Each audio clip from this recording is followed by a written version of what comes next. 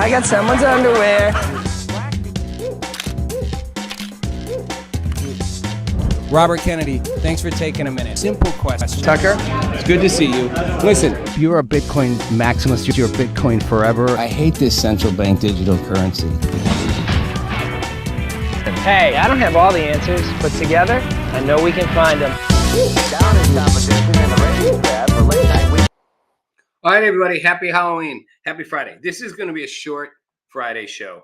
I mean, everybody's out doing their Halloween stuff anyway, but I thought I would just get in a quick one.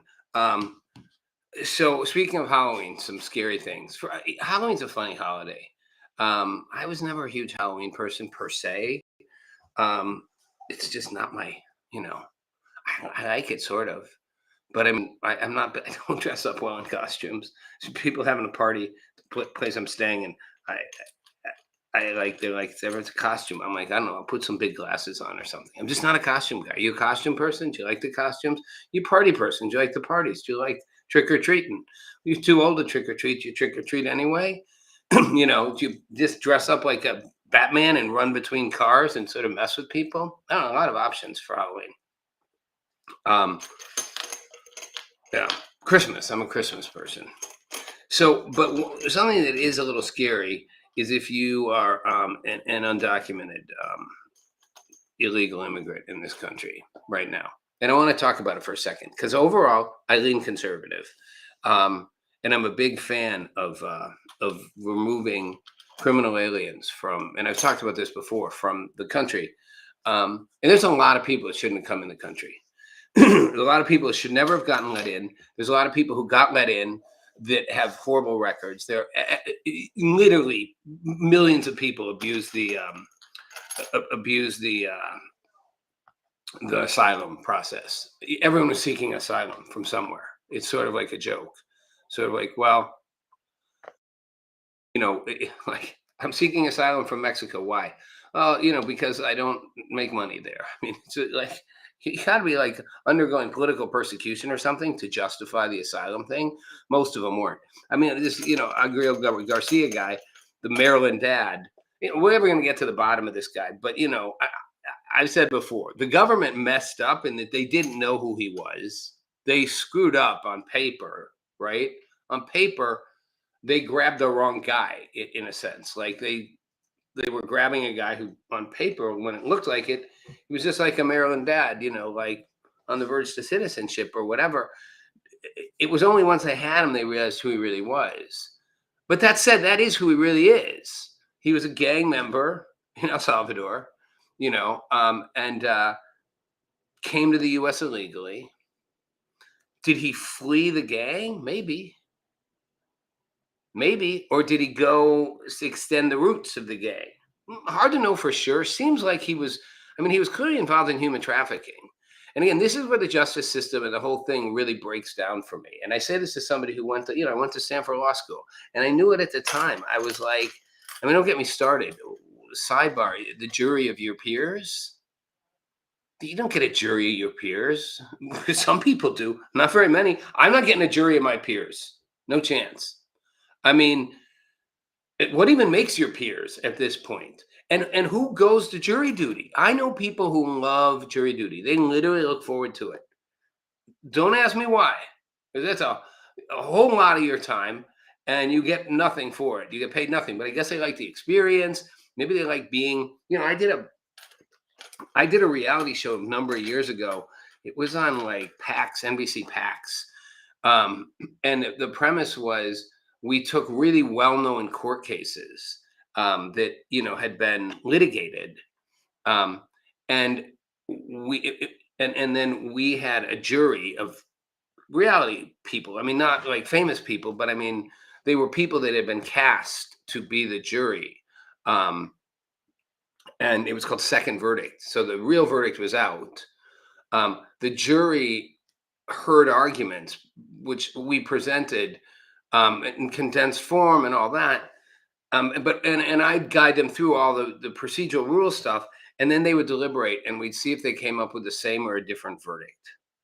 Now that was a fun way to do a jury, and I was like the judge, but sort of the TV host judge. But they were just real people. But those real people could have been on an actual jury. They were just trying a case that had already been tried. Sometimes they came up with similar outcomes, sometimes different outcomes. And it was fascinating to watch the human dynamics that took place. That's what happens in a jury. First of all, you get people who will never be on a jury, who do everything to avoid it, refuse to throw their things in the garbage, never open them, don't register, to answer the question on the DMV where you won't decline to give them the information and they won't register you to vote. Um, so um, I'm not saying you don't want to be registered to vote, but I'm saying you don't want to be signed up for jury duty. A lot of people. So if you if you look at it that way, what the dynamic is, it's how is it a jury of your peers? How are you getting any portion of 12 fair-minded at this point in the world? No. And representative of you? I mean, it's so hard. I mean, it used to make sense. They'd be from your community, so they'd kind of reflect you. Although that got screwed up around racial stuff where back in the day, if you were a black person and you had a jury of all white people, because that's who was on the jury, that wasn't reflecting you, And OJ, we know, went the other way, where you had a lot, a majority, of people from the community, and a high percentage that were black on that jury. And there's no question they wanted to give OJ a pass. Did they have enough evidence to give him one? Sort of. It was hard. If it doesn't fit, if the glove doesn't fit, you must acquit. Kind of made sense, right? But I think a lot of the jury didn't care. We had seen it up to that point. This is 90, 95. We'd seen high profile white celebrities get off over and over and over again. OJ was the first high profile black celebrity to get off. Remember, he was a massive celebrity, right? He was the first big black celebrity to beat the system by paying his way out. And he did. I mean, he bought an incredible defense team. And they did a great job. Now, we all know OJ did it. OJ knows he did it. He wrote a book, If I Had Done It. Like, it's so obvious he got away with 2 murders. But I'm saying the jury kind of, I think, knew, and they had enough to go with, and enough bitterness at the system, and enough frustration at how black celebrities would get treated compared to white celebrities, and maybe even how black people in general to white people, true or not true in their minds, there was a lot of chips riding on those shoulders. They didn't need a whole lot to want to give OJ a way out, and the prosecution did a horrible job. And even taking that glove out, and the glove that would have been, formaldehyde, and leather glove gets smaller. All OJ had to do was act. He was a good actor. Remember, he was in movies and stuff, the Naked Guns and the commercials, for Hertz rent-a-car jumping through the airport. All he had to do was struggle a little bit. Can't get it on my hand. And you could tell it really was a snug fit. So he died, thus we had, Cochran saying, if it doesn't fit, you must acquit. Sorry. Glove doesn't fit his hand. People didn't go, well, of course it doesn't fit his hand because it shrunk. It's been in a solution and it shrunk in a storage. And that's why. That's what you're going to go on? Like, people don't common sense? Not if they don't want to. So jury of your peers, going back to this whole idea of how the legal system does or does not actually work in your behalf. I would not want to be in front of a jury, period. I'd rather a judge try me. Well, that's not true. I'd probably I'd have been a good litigator. So I probably could make a convincing case with the right lawyer and testify and give myself a good shot. But having hosted a show where you basically had 12 real people who could actually be jurors in any situation, some of them had been jurors in real life, litigating cases the same way the cases had gone before, and seeing similar conflicts and things come up, and people who didn't like each other and locking down and refusing to listen to the person they didn't like. That's what happens in a jury room. And then you're under this enormous pressure to have to come up with a unanimous decision one way or the other. Who's going to cave? I'm not, you're not. Well, the judge, go back in and work harder. Judges don't want to declare mistrials. That's the last thing they want to do. So they're going to keep you in there. Eventually, someone's going to wear you down, or maybe you'll just get tired of it and go, I don't know. Yes, you're toying with a life here in one way, shape, or form. So you wouldn't want to cavalierly go, I really don't want to do this for another day, so I'm going to disagree. But you might talk yourself into it. You might talk yourself into it and go, well, they all think it, and I guess I can sort of see it. I mean, I'd be that guy in the jury that if I didn't believe it, I would just sit there and be like, no, I will hang this jury before I will agree. So I don't believe. But people gonna pressure you and maybe start shifting the way you see it and manipulate and playing with your mind. I saw them do this in a TV version where people did it and took somebody who'd made their mind up and sort of unwound them and wound them up a different way. It's a fascinating process. And again, was it a TV show? Yes. Were the cases real? Yes, they'd already been litigated. But these were real people, any one of whom, as I said, would have been on a jury. They were cast for television, but juries are cast for for winning. Both sides pick the jurors they think will win. They get a few strikes. You can knock a couple people out. You pick who you think will give you the best shot, who will be favorable to your side, prosecution or defense. That's our legal system. We have a messed up, inefficient, backlogged system that add in no cash bail, and judges, like especially when you get to the immigration stuff and a lot of Trump's executive orders, that's not jury trials at that point. But there were jury trials with Trump that's so inefficient, so backed up, so politicized, so polarized. I mean, I'll be clear, Donald Trump could not get a fair trial in New York. And I would say, Daniel Penny almost didn't get a fair trial. The guy, remember on the subway? I mean, and literally, the fact that they even indicted him and brought a case against him, guy like strangles a homeless man who's threatening to kill everyone on the train, turns out has a history of beating the shit out of people, sending him to the hospital. Some old lady sent to the hospital, somebody else clubbed somebody, a history of violence, physical violence against people in public spaces. And he comes on a subway train threatening to kill everybody and not care what the consequences are for him. And a good-hearted Marine goes, this is horrible. If I wasn't here, who knows what happens? I'm going to subdue this guy. Happens to over-subdue him. And doesn't mean to kill the guy. Guy's high on drugs, too. The guy dies. They bring charges, and he almost gets convicted. I mean, he got off. But, man, I think that was largely also a court of public opinion. That's the other thing. You sequester juries. They're not supposed to look at anything, read the news, do anything, talk to anybody. If anybody ever stopped to think about that, how do you actually pull that off? How do you enforce that? People are going to say they didn't, right? I mean, unless you took away their phones, it's almost impossible. In a high-profile case, but you not to see. Look, it's hard not to cheat on a test if you could, right? If you could just whip the phone out and I see people do it and playing trivia. They try to look up the answers at the trivia games at a bar. The temptation to just know a little bit. I'm not going to know too much, but just to see. But here's the thing. I think we actually are really, it's a warped notion that what happens outside of that courtroom, the courtroom is this sterile place, and anything outside of it shouldn't be allowed in. The court of public opinion shouldn't exist. The media coverage shouldn't be allowed in. Only the evidence that the legal process has allowed to come in should be allowed in. You know how many people get off on convictions because the people in the jury don't know who the people are? And legally, I can't convict you of this crime.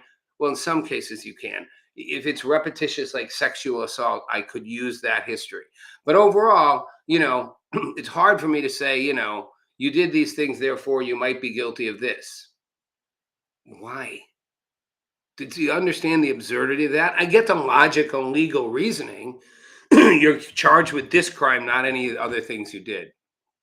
And all that matters is this. Unless now they have ways they can prove repetitive patterns of behaviors. You have to prove the behaviors are repetitive, not the crime itself. It's a whole complicated thing that they've legally tried to carve their way around this idea. But this sterile tank is a joke. So meanwhile, the whole country could be sitting watching going, I know how this one ends, and they don't. Because that's not what the jury's hearing. And then we don't know how much the jury's actually taken in anyway on the side. Now we're not even factoring how much bias they might have in their heads, one way or the other, for the prosecution or for the defendants, um, and how that all plays in. So all this goes back to Abrego Garcia, who, when you look at who this guy is, he's just a scumbag. You know, I mean, first of all, they did catch him doing what they thought was human trafficking. Why the cops didn't arrest him at that moment, I don't know. But clearly, it's apparent they thought something was really weird, that he was driving with a packed car full of people who didn't speak English toward the border. Like, huh, what was he doing with them? What was it around the border? What was he doing? Yeah, giving them all rides home? Just a bunch of friends he picked up on the way? To taking them all to Walmart, to a parking lot to pick up day jobs? I don't think so. No, I mean, he was trafficking him somewhere. And it probably wasn't the first time or the last time he did it. Then he beat the crap out of his wife on multiple times. Now, she recanted it all and said, well, it wasn't as bad as she said at the time, but she got a restraining order on him. She said she feared for his life. They have pictures. He beat her face up so badly, and she was afraid that next time she wouldn't live, and she wanted him gone. How much did someone pay her? What leverage was used to get her to retract all that? I don't know. I don't know what. I guarantee you that, or she's just one of these people who, is in an abusive relationship and can't walk out of it. But she tried to with the legal cases. So she clearly did make an effort. Why she'd suddenly be like, hey, it was our personal thing. I was exaggerated. Wasn't as that bad. He's a good, loving husband. Somebody got her to say that. Money? I don't know. Pressure? Gang pressure? See, like, if you don't say this, they're coming for you, and I don't care. Maybe it's like, well, this will be the last time for you. I don't know. Whatever it was, the guy did all those things, and we know he did, and there's evidence he did, and there's multiple criminal records of it. He was a bad dude, and he doesn't want to go back to El Salvador because he's afraid of the gang that he was a part of. I don't even know if I buy that, but if that's the case, too bad. He did bad shit there too. But our legal system will keep protecting and defending him. Those are the people that should be out the door. Those are the people that do not belong in the United States of America. It's not because they're brown or they're dark or they're from a Latin American country. It's got zero to do with that. I'm not a racist. I don't even think Donald Trump is, although maybe he doesn't like people from South Latin America as much. I don't know. I'm not in his head. But I know that, we just let a whole lot of criminals come into the country, and it wasn't good. And they need to go back. And we need to not have a legal system that makes that impossible to do. The problem, as I've said, is, and this all starts because there's apparently a back and forth, supposedly, we don't know that it's true, going on between the Department of Homeland Security and ICE. So Tom Horman and Todd Lyons, who's the director of ICE, and the border czar is Tom Holman. They've really focused on the criminal illegal aliens here. Get those people, get the bad ones, and get them out. ICE, Kristi Noem, and Corey Lewandowski, who was a big part of the Trump campaign one, was campaign manager of Trump presidency one, and the head of the Border Patrol, apparently are pushing for a much more aggressive approach and targeting anyone in the U.S. illegally to boost the deportation numbers. And I'm sure Trump wants those bigger numbers. But this is where you're creating something that, like I said the other day, may not be the Gestapo, but it is not good for society. It's not good for communities. It's not good for America. We let too many people in. Joe Biden, you can take credit for creating this backlash because you pushed it to a point where there was going to be, as I said, a swing of that pendulum so far the other way. And most people are like, sorry, but not sorry. First, they want the criminal element gone. Then they want the overcrowding element gone. Then they want all these people using up resources that could go to their own communities or to their families if they're in need. They want them gone for that reason. There's just a whole lot. And then politics alone pushing for people to go. but inside your community, you don't want someone to go who's your friend or friends of your families or your kids' friends or works with you, has been a part of your community, owns a home, stable, paying their taxes. Those people shouldn't go. And we've got to draw that line. There's got to be a moral dignity around that. I don't care. There's plenty of people to be deported who came in more recently, who first start with the bad ones, then the more recent ones. Go back 5 years. I don't care. But you can't start going after people, like I said, who've been here a decade more, 15, 20 years, built families here. It's not okay. Call it a pathway to citizenship. Give them a slap on the wrist. Do something. Our legal system slaps so many people on the wrist who've done so much worse than the people who came in illegally but built lives here and are constructive, prospering citizens. And that would be my point. But if they're shaking up, ICE. The leadership's being shaken up. So I think they're gonna they're replacing senior leaders with Border Patrol. So I think we're going to see more deportations at a mass scale. Not a fan. I don't think it's the right direction to go. I'm going to wrap it with that, but I want to go back to where I started. Bigger issue: our criminal justice system is a mess. It's a mess from top to bottom, and now our legal system is becoming more of a mess because all these judges are just overriding all Trump's administrative orders and actions. Even in the shutdown, they're ordering Trump to pay the SNAP food payments, which I'm a fan of, but I'm not sure how he's supposed to because the government shut down. Like, I don't know where he gets the emergency override authority, but it's a crazy times we're in. All I can say is someday in the future, we'll look back. I think we'll have AI juries. We're going to have AI everything. I'm going to talk about AI next week. That's it. I'm keeping it short. Happy Halloween. Go out, trick and treat, not or treat. Do both. And have some fun. I'll see y'all on Monday.